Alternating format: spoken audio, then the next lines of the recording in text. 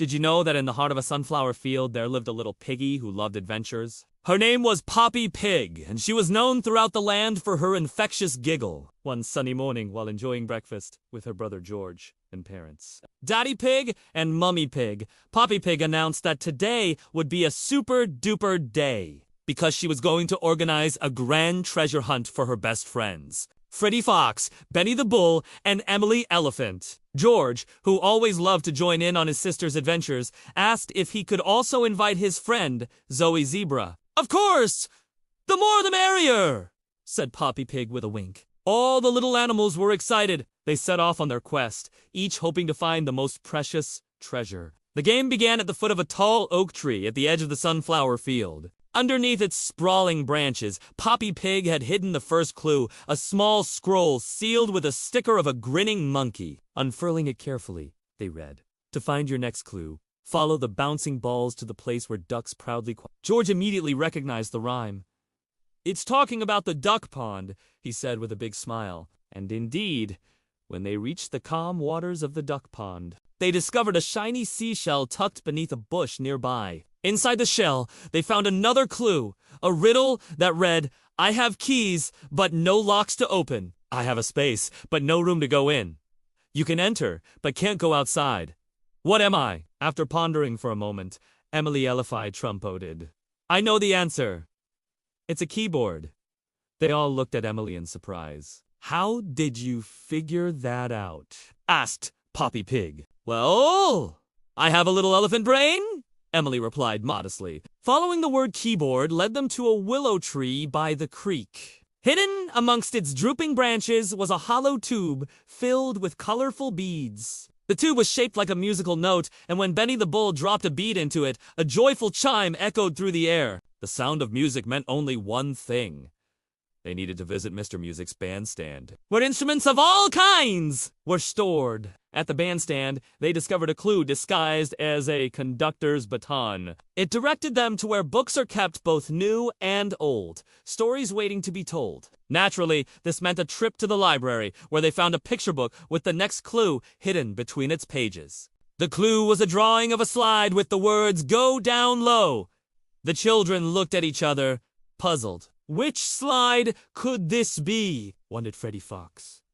Suddenly, George remembered the spiral slide at the park. "Let's go fast," he shouted, and they were soon racing down the slide, giggling all the way. At the bottom, they found a small box tied with a red ribbon. Inside, they discovered a compass and a clue that read, "Follow the cardinal points to where the river gently floats." Using the compass, they walked east until they reached the river rapids, where they found a clue hidden inside a smooth, flat stone. It was a picture of a bridge where the words cross over. Without hesitation, they crossed the nearby wooden bridge and found a clue attached to its railing. It was a simple rhyme that said, "Where flowers bloom and butterflies zoom, look under the petals for your next clue to find." They all knew exactly where they had to go. To the enchanted garden, they skipped and hopped along the winding path until they reached a patch of blooming sunflowers. Carefully parting the petals of one sunflower, they discovered a small pouch filled with treats, including chocolate coins, candy necklaces, and gummy worms. Each animal received a treasure bag, and then they followed the sound of distant drums. As they approached the old windmill, they found a clue hidden in the folds of its red roof. It was a map leading them to the whispering waterfall deep within the forest. When they arrived at the waterfall, they noticed that the water had formed a natural pool below its cascading beauty. Hidden amongst the rocks at the pool's edge was a clue that read, "For your final clue, seek the tallest pine, where sky meets green and birds all convene." The tallest pine tree stood majestically in a clearing, its branches reaching towards the heavens. At its base, they found a small hole, and when they peered inside, they saw something sparkling. Reaching inside, they pulled out a key.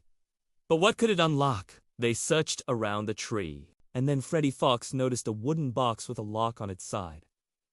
Inserting the key, he gave it a turn. With a loud click, the lock opened, and they all crowded around the box, eager to see what lay inside. Instead of gold coins or precious gems, they found something even more valuable, a collection of friendship bracelets. Each charm representing one of the children. There were pink pig charms for Poppy and George, a blue fox charm for Freddie, a yellow bull charm for Benny, a purple elephant charm for Emily, and a rainbow zebra charm for Zoe.